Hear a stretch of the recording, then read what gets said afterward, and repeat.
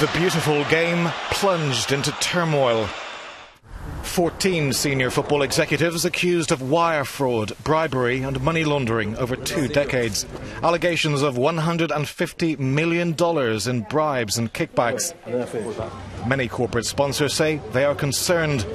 Suspicions of corruption surround awarding the World Cup to past and future host countries. Football's governing body, FIFA, is living the worst nightmare of its 101 years, and its president, Sepp Blatter, is under pressure as 7 football executives face extradition from Switzerland to face corruption charges in the US. Chris Cummins spoke to Transparency International.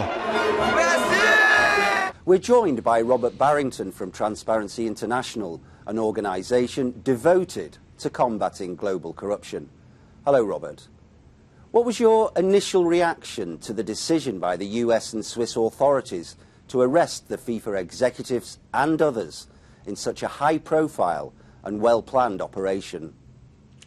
A couple of reactions. I think the first one has to be it's not really much of a surprise because there have been so many corruption allegations surrounding FIFA for so long. And the second is it's about time. I mean, really, what took them so long? Do you believe there's any global politics behind the investigations, in particular the probe into the 2018 World Cup to be held in Russia?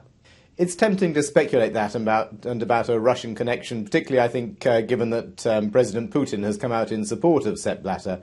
But as I understand it, these investigations started some years ago, before the recent geopolitical spats between Russia and the rest of the world. And so I'm not sure that's really behind it. So what now for FIFA, and particularly its president, Sepp Blatter?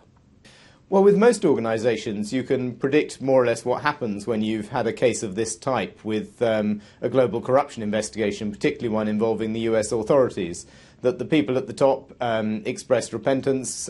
Sometimes the board gets them to go. There's a very thorough investigation they commission themselves, as well as the external investigation, and it ends with people going to jail and large fines.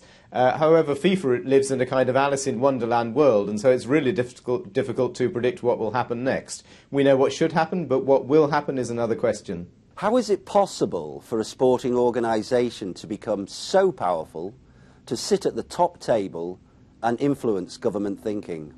FIFA's been pretty remarkable in that respect. It really has wielded a huge amount of influence around the world. And the very simple answer, I think, is money. There's a lot of money surrounding football. Governments are very tempted to become involved because of national prestige and so on.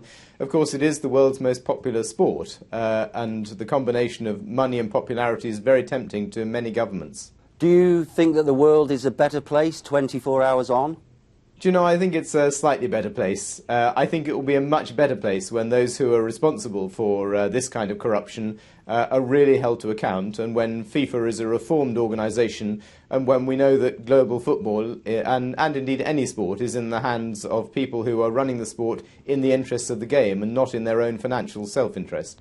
Robert Barrington from Transparency International, thank you for joining us on EuroNews.